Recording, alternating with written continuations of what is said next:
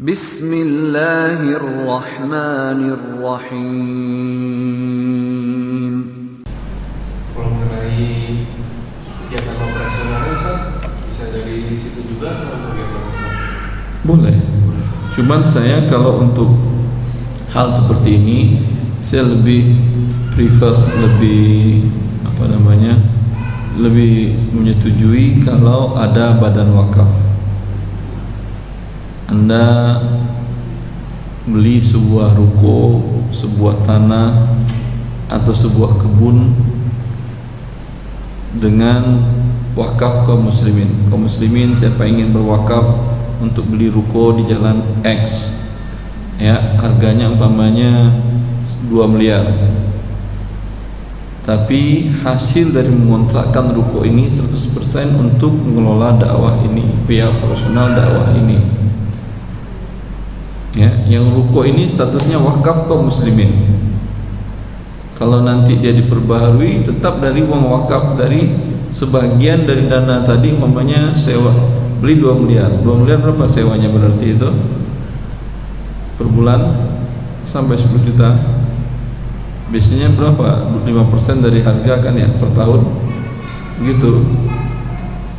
Berarti sampai umpamanya setahunnya 50 juta. Ya, 100 juta kalau 5%-nya 100 juta kontraknya setahun.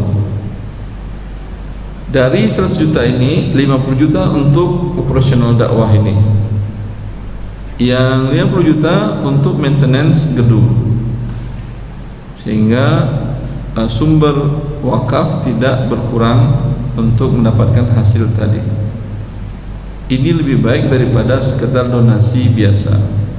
Karena dengan begitu, karena beda dengan umpamanya dengan membantu fakir miskin. Kalau membantu fakir miskin sifatnya insidental, ya, kadang ada fakir miskin, kadang ekonomi bagus, nggak ada lagi fakir miskin di tempat itu.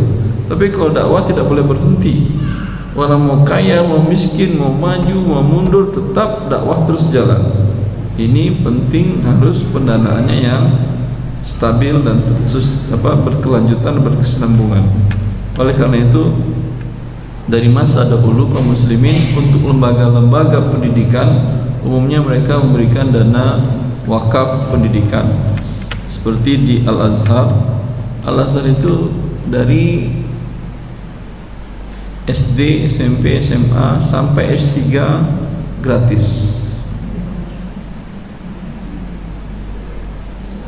Ya, berapapun mahasiswanya gratis.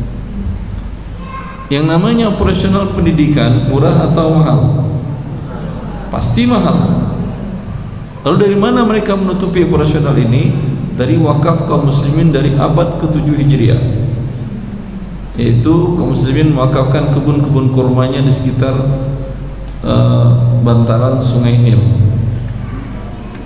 Itu yang membiayai operasional pendidikan di Al-Azhar tersebut sampai sekarang sudah lebih dari 7 abad tidak mati-mati.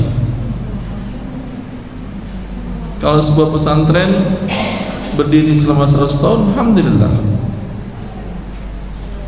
Ya, tapi umumnya 10 tahun tidak ada lagi wakaf kaum muslimin, tutup, mati, bikin lagi, baru lagi. Ya, tidak berkelanjutan. Saya pernah diundang oleh Universitas Telkom di Bandung. Mereka punya yang mengundangnya pihak senat namanya itu. Kalau di kampus itu apa namanya? Senat kan ya? Bukan, wakil, ada rektor, di atas rektor apa namanya? Dekan di atas rektor.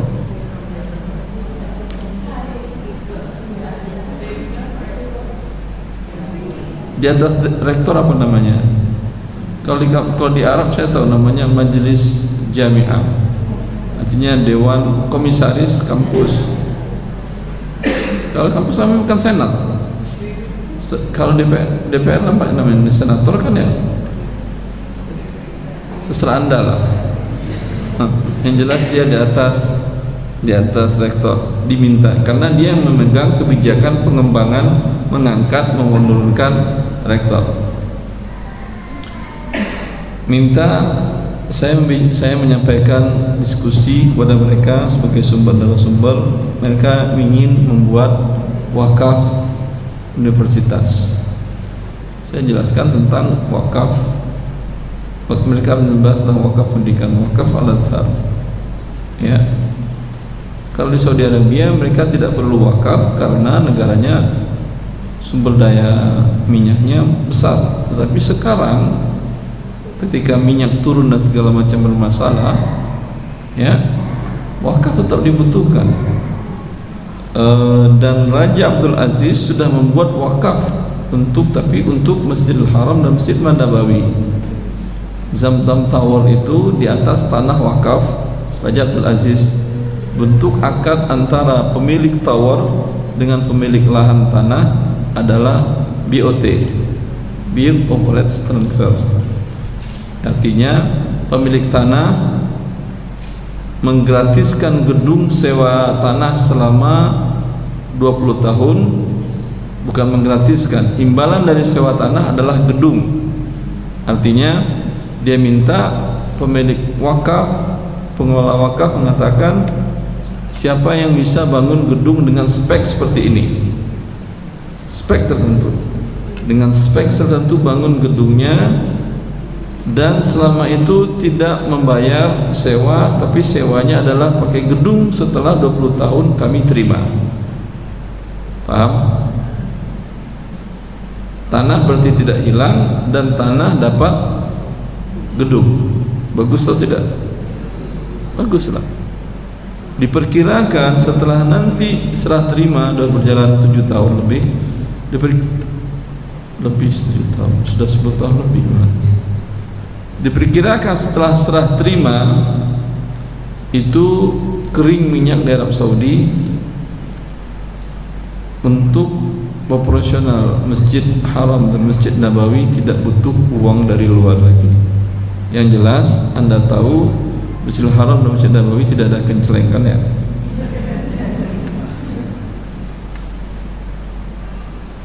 Dahulu itu yang membantu biaya operasional Makkah Madinah itu Masjid Haram dan Masjid Nabawi adalah wakaf-wakaf kaum muslimin, pedagang-pedagang kaum muslimin dari India, dari Yaman, dari mana-mana. Sebelum kerajaan Saudi Arabia mendapatkan rezeki dari Allah dalam bentuk kekayaan alamnya tadi. Ya, tapi tetap juga ke depannya diperkirakan itu, dipertimbangkan, dipikirkan. Kalau di Arab Saudi itu sering seperti tadi yang saya katakan, wakaf gedung untuk tahfiz Quran, wakaf ruko untuk tahfiz Quran, wakaf apartemen untuk tahfiz Quran. Di sana tahfiz Quran di bawah idarah manajemen sendiri, ya, dikembangkan pembiayaannya.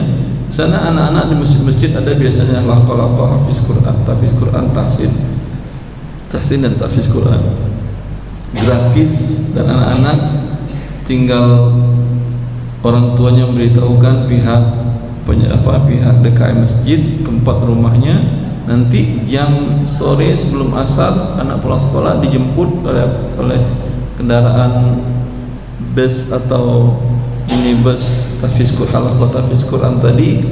Setelah hampir menjelang maghrib, anak diantar lagi ke rumah orang tuanya gratis.